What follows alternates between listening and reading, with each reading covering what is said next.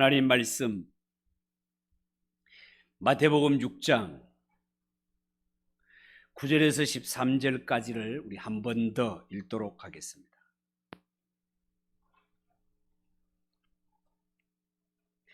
마태복음 6장 9절에서 13절입니다. 한 절씩 교독하겠습니다. 그러므로 너희는 이렇게 기도하라. 하늘에 계신 우리 아버지여, 이름이 거룩히 여김을 받으시오며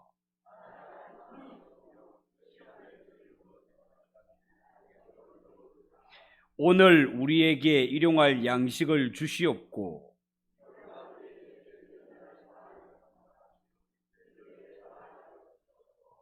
(13절) 같이 읽읍시다. 우리를 시험에 들게 하지 마시옵고 다만 악에서 구하시옵소서. 나라와 권세와 영광이 아버지께 영원히 있사옵나이다. 아멘. 읽은 이 말씀을 가지고 주기도문 강해 11번째 시간을 가지겠습니다. 그동안 우리는 10주에 걸쳐서 주기도문에 대해서 강해를 했는데요, 오늘은 드디어 주기도문 마지막 강해가 되겠습니다. 오늘은 주기도문 가운데 특별히 마지막 부분에 속하는 속령에 대해서 말씀을 드리려고 합니다. 주기도문에 대한 첫 번째 강해에서 주기도문의 전체적인 구조를 살펴볼 때 누가복음에는 없는데 마태복음에만 기록된 부분들이 있다라고 말씀을 드렸습니다. 예를 들어 뜻이 하늘에서 이루어진 것 같이 땅에서도 이루어지이다. 이 말씀은 누가복음에는 없습니다.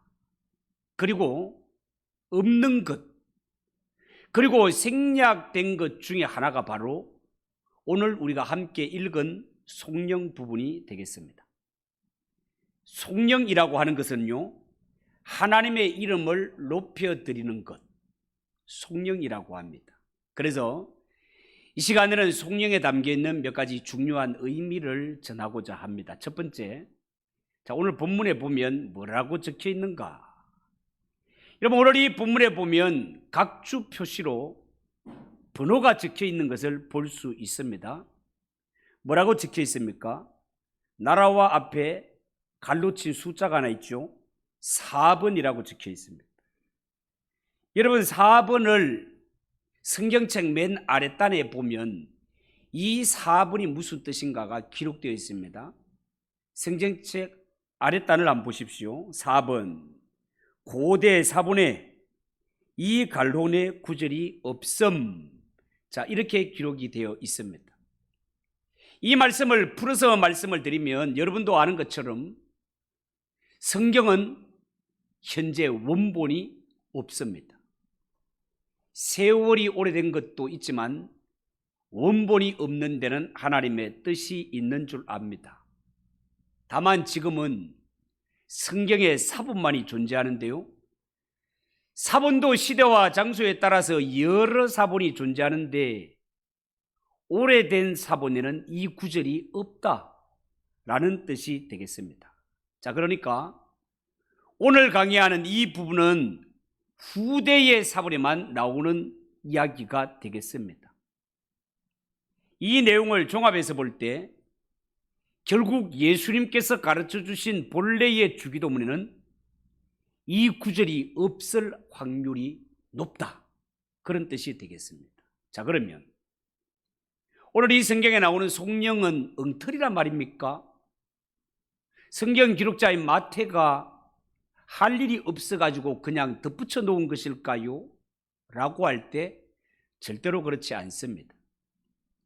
유대교의 기도 관행을 볼 것 같으면 이 질문에 대한 답이 금방 나옵니다.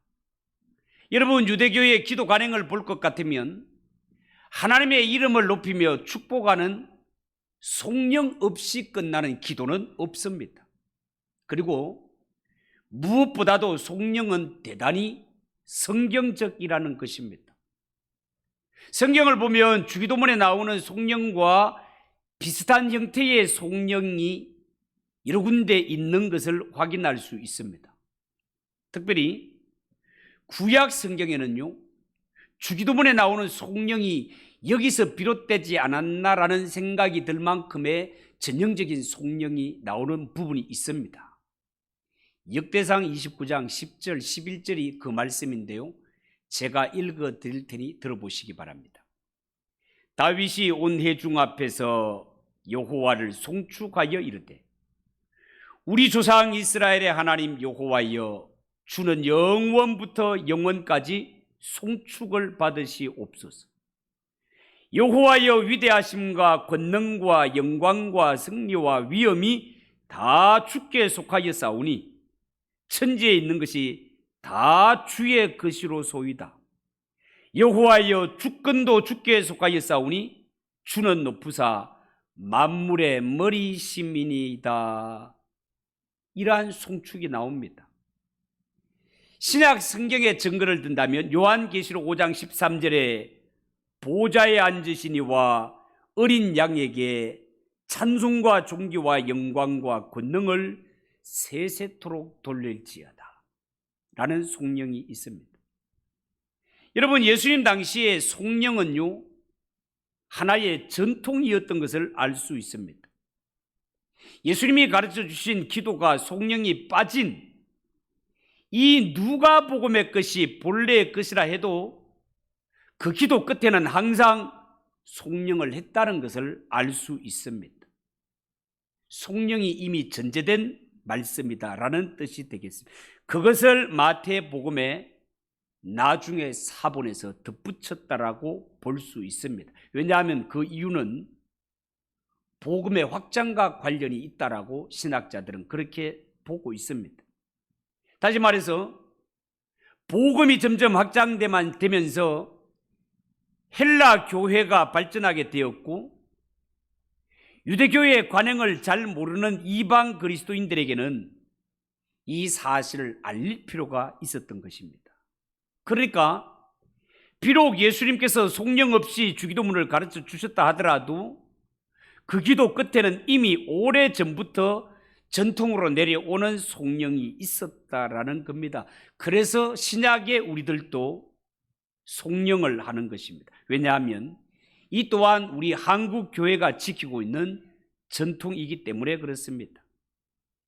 우리가 기도를 한 후에 찬양대가 성령을 하는 것처럼 성령은 중요한 부분을 차지하기 때문이기도 합니다. 그러므로 우리가 오늘 이 본문을 읽으면서 이 숫자가 4자라는 갈로 안에 이 숫자가 무엇을 표시하는지 이러한 것들을 이해하면서 성경을 읽는 것이 또한 도움이 될 것입니다. 두 번째 생각할 것은 우리가 사용하는 찬송가 636장을 한번 펴보시기 바랍니다. 찬송가 636장.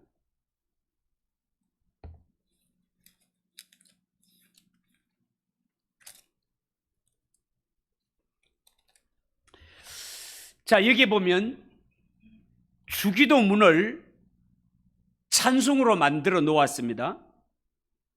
이 가운데 특별히 6절을 한번 보십시오. 6절 636장의 6절, 대개 나라와 권세와 영광이 아버지께 영원히 있사옵나이다. 아멘. 성경에는 나라와 권세와 영광이 아버지께 영원히 있사옵나이다. 아멘. 자, 이렇게 되어 있습니다.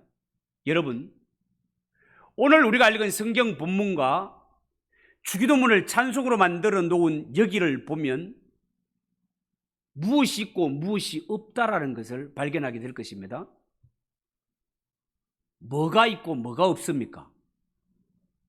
대개, 영덕 대개가 아니고 대개라는 말이 성경에는 없고 찬송에는 들어있는 것을 볼 수 있습니다. 우리가 이전에 신앙 고백을 할 때도, 주기도문을 할 때도 대개를 넣었다가 뺐다가 다시 넣은 적이 있습니다. 왜 이렇게 성경에는 없고 찬송가 가사에는 있는 것입니까? 왜 이 대개라는 말이 어디에는 있고 어디에는 빠지고 이런 일이 발생하는 걸까요? 여러분, 헬라어 원문에 대개라는 말이 호티라는 말이에요. 호티. 이 호티라는 말의 쓰임새 때문에 그렇습니다. 이 헬라어 원문의 호티라는 문장 부호, 이 문장 부호는 용도가 딱 한 가지가 아니라 그 용도가 여러 가지 다양한데, 이 호티를 두고 어떻게 해석을 할까 논쟁이 많은 것이 사실입니다. 이 호티를 대표적으로 세 가지 형태로 해석을 하는데요, 어떻게 해석을 하는가 하면, 첫 번째, 앞뒤의 문장을 연결하는 역할을 한다. 첫 번째 이유고, 두 번째, 관계 대명사 절을 이끄는 접속사 역할을 한다. 세 번째, 이 단어는 굳이 번역을 안 해도 된다. 이런 세 가지 뜻을 가지고 있습니다. 그런데 저는 이 호티라는 단어를 1번을 취하여서 앞뒤의 문장을 연결하는 역할을 한다를 취하여서 이 문제를 보도록 하겠습니다.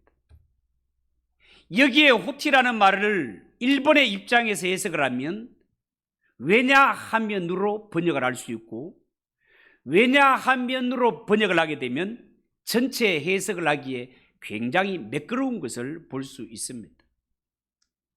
대개라는 말을 한자로 써놓고 보면 이 한자인데요, 큰 대자에 덮을 개자를 사용을 합니다. 그래서 한자의 뜻으로 대개를 풀이하면 일의 큰 원칙을 말하건대 이런 뜻이 됩니다. 그러니까 이 대개라는 말은 왜냐하면이라고 번역하는 것이 좋다. 신학자들은 그렇게 입을 모으고 있습니다. 자, 그러면 이 속령의 내용은 무엇인가에 대해서 한번 보도록 하겠습니다. 여러분, 속령의 내용을 한마디로 정리하자면 세상의 모든 것이 다 하나님의 것이라는 내용이 되겠습니다. 하나님의 영광을 높여드리는 고백이다 말이에요. 특히 나라와 권세와 영광, 이 세 가지를 아주 무게 있게 다루고 있는 것을 볼 수 있는데요, 결국 이 세 가지를 한데 묶어서 세상의 모든 것이 하나님께 속해 있습니다 를 고백하는 것이 속령의 주된 내용으로 이어지는 것을 보게 됩니다. 좀 더 구체적으로 이해를 돕기 위해서 이 나라와 권세와 영광을 하나씩 떼서 한번 생각해 보도록 하겠습니다. 첫 번째, 나라. 여러분 아시다시피 예수님께서 공생의 삶을 사시던 당시에 최고의 나라는 로마 제국이었습니다. 당시에 이 로마라는 단어가 주는 위압감과 중압감은 상상을 초월하는 이러한 시대였습니다. 로마, 대단한 제국이었단 말이죠. 당시에는 나라에 대해서 말할 때 나라가 로마 황제에게 있습니다. 나라가 로마 황제에게 있습니다라고 표현할 만큼 로마와 로마 황제는 대단한 존재였다는 것입니다. 자, 그런데 이런 상황에서 예수님은 제자들에게 주님의 기도를 가르칠 때 나라가 로마 황제에게 있는 것이 아니라 하나님께 있다라고 선포하며 가르치는 것을 볼 수 있습니다. 나라가 로마 황제에게 있는 것이 아니라 하나님께 있다라는 것은 예수님은 이 세상에 살면서 세상의 권위를 전혀 무시했다, 그런 이야기를 하는 것이 아닙니다. 좀 더 정확하게 여러분들에게 옮기자면 예수님이 세상의 권위를 전적으로 부정하는 것이 아니라 이 세상에 여러 군왕들이 있지만, 사람들이 볼 때 세상의 왕들의 존재가 대단하지만, 그러나 이 세상에는 사람들이 대단하다고 여기는 왕들 위에 더 크신 왕, 더 높으신 왕이 따로 계시다는 의미가 되겠습니다. 그가 누구라 말입니까? 이 천지 만물을 지으신 하나님이 진정한 왕이시다, 그 말입니다. 나라 중에 나라가 존재함을 고백하는 말, 이것이 바로 예수님이 말씀하시는 나라 안에 담겨져 있다, 그 말입니다. 그러므로 오늘날 예수 믿는 성도들, 예수님으로 말미암아 주님의 기도를 배운 자들이라면 하나님 앞에 기도할 때 이렇게 기도할 수 있어야 됩니다. 어떻게 해요? 하나님, 이 땅의 모든 나라가 하나님의 것입니다 라고 고백할 수 있어야 된단 말이에요. 두 번째, 권세라는 말입니다. 여러분, 권세, 이 권세라는 말은 헬라 말로 두나미스라고 번역이 됐습니다. 이 두나미스는 보이지 않는 힘을 가리키는 말이 되겠습니다. 보이지 않는 힘이라고 해서 이 힘은 없는 힘이 아니라 엄청난 힘을 가진 보이지 않는 힘, 엄청난 힘을 가진 보이지 않는 힘. 좀 말 표현이 이상합니다만은 그런 뜻입니다. 그래서 이 단어에서 파생된 단어가 바로 다이나마이트라는 말입니다. 두나미스라는 말에서 다이나마이트가 나왔단 말이에요. 엄청난 힘을 가졌지만 보이지 않는 힘, 다이나마이트를 생각하면 이해가 되기도 합니다. 여러분, 특별히 탄광촌이었던 문경에 살고 있는 사람이라면 다이나마이트를 모를 사람이 없고 다이나마이트의 위력을 모를 사람이 없을 것입니다. 왜요? 다 석탄을 캐내고 그 갱내에 들어가서 폭파 작업을 하는 이러한 것들을 우리가 보통 이런 그 영상을 통해서 아니면 채석장에 가서 그 엄청난 이런 화강암들, 이런 돌들을 채석해내는 이러한 것들을 볼 때 그게 보면 다 구멍을 뚫어서 이보다 더 가는 수도 있어요. 이 다이나마이트를 그 구멍 속에다가 다 집어넣는단 말이에요. 뭐 요만한 것들을 그냥 다이나마이트 볼 것 같으면 이게 뭐 대단해 보입니까? 별로 힘과 능력이 보이지 않아요. 그런데 구멍을 뚫고 여기에 다 다이나마이트를 장치를 내놓고 다 피하고 난 후에 폭발시키면 그 앞에 채석장에 그 엄청난 돌들도 다 무너져 내리고 석탄을 캠에 있어서 그 앞에 모든 장애물들과 이러한 것들이 한 방에 다 무너지는 것을 우리가 볼 수 있다 그 말이에요. 보이지 않지만 엄청난 힘, 이것이 두나미스, 다이나마이트단 말이에요.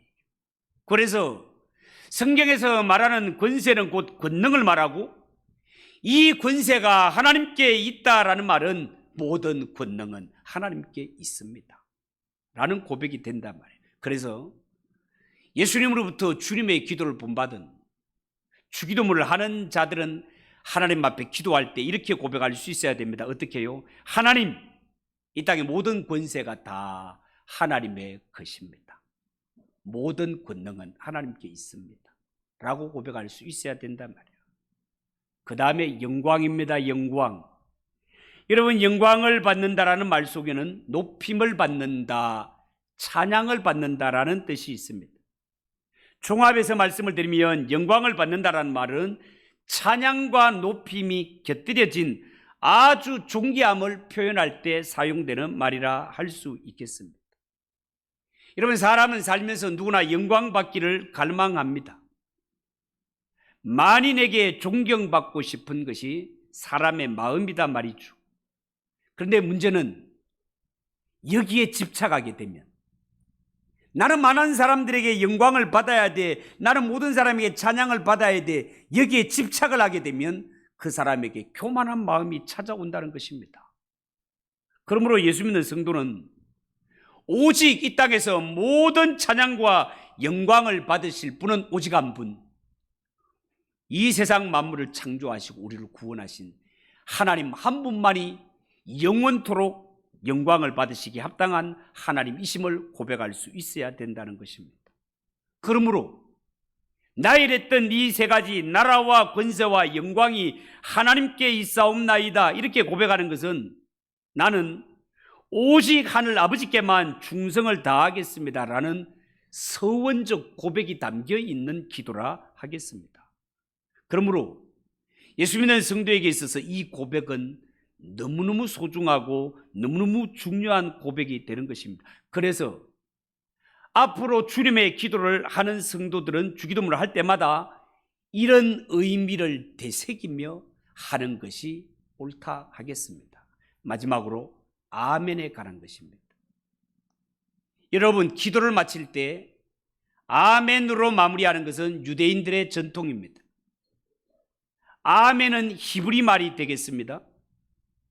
신약에서 예수님께서 복음서에 진실로 확실히라는 말을 할 때 사용한 단어와 아멘이라는 단어가 같은 뜻이 되겠습니다. 그래서 예수님이 복음서에 내가 진실로 진실로 너희에게 이르노니 이런 말씀들이 자주 나오잖아요. 이 말씀이 원문에는 아멘, 아멘, 레고 히민으로 되어 있습니다. 그런데 우리가 기도에서 아멘이라는 말을 사용할 때 이 아멘이라는 말 속에는 두 가지 의미가 내포되어 있다는 것을 알고 아멘을 했으면 좋겠습니다. 첫 번째 아멘에는 진실로 그렇습니다라는 뜻이 있습니다. 이는 어떤 사람이 기도를 할 때 그 기도가 진심에서 우러나온 기도임을 보증한다는 말입니다. 예를 들어 누군가가 대표 기도를 합니다. 그런데 그 대표 기도를 들으면서 내가 아멘으로 화답을 한다는 것은 그것은 저 사람의 기도하는 내용이 곧 저의 마음입니다. 어쩌면 내 마음하고 저렇게 똑같은지요. 내가 바로 저 마음입니다라고 동의가 될 때 아멘이라고 하는 것이란 말이에요. 두 번째 아멘 속에는 꼭 그렇게 되기를 바랍니다. 꼭 그렇게 되기를 원합니다. 자신의 기원을 담아서 다시 한번 마음으로 고백하는 간절한 표현이 아멘의 뜻이다 그 말이에요. 그리고 자신의 결단을 담고 있는 것도 아멘으로 표현됩니다. 여러분, 이런 것을 볼 때에 아멘이라는 말은 그냥 아무렇게나 하는 것이 아니라는 것을 알 수 있죠. 자신의 마음을 담아 고백하고 결단하는 마음을 가질 때 아멘 하는 것입니다. 그래서 우리 예수 믿는 성도들은 아멘을 남발할 것이 아니라 아멘이 가지고 있는 뜻이 무엇인지를 잘 묵상하고 아멘 하는 것이 합당한 줄 안단 말이에요. 세계 2차 대전 당시에 한 포로 수용소에서 춥고 어두운 밤 여러 차례 얻어맞은 수백 명의 포로들이 1시간에 걸친 연설을 듣고 행군 후에 막사로 돌아왔습니다. 남은 시간은 입 열지 말고 침묵의 시간을 가져라는 명령이 떨어졌습니다.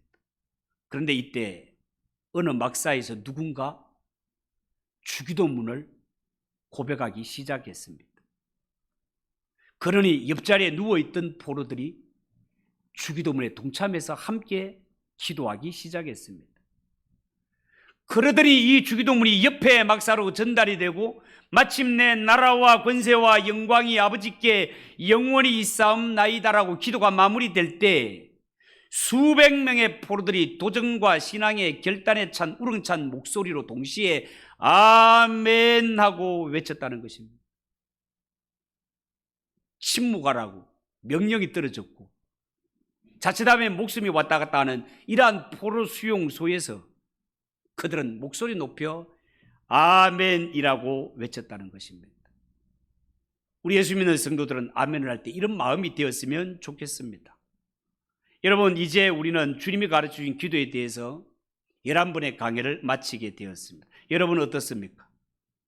주기도문 속에는 우리가 생각했던 것보다가 훨씬 깊은 고백과 의미가 담겨 있는 것 사실 아닙니까? 그래서 예수님이 우리에게 가르쳐주신 주기도문이야말로 믿는 자에게는 중요한 기도요 예수님의 모범 기도라 할 수 있는 것입니다.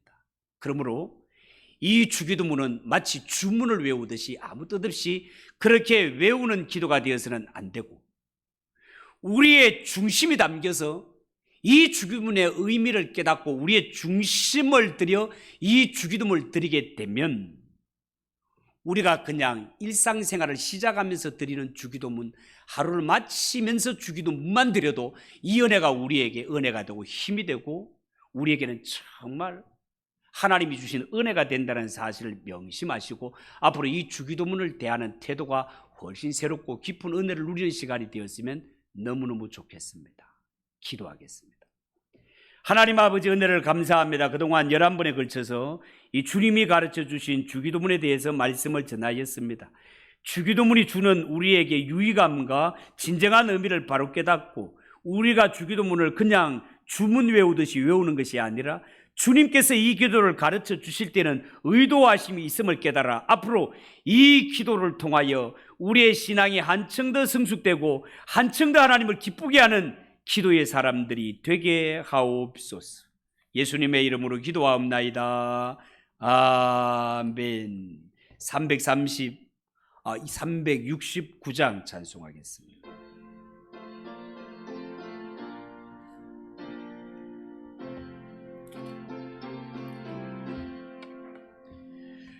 죄지 맡은 우리 구주 어찌 좋은 친구인지 걱정 근심 무거운지 우리 주께 맡기세. 주께 고함 없는 곳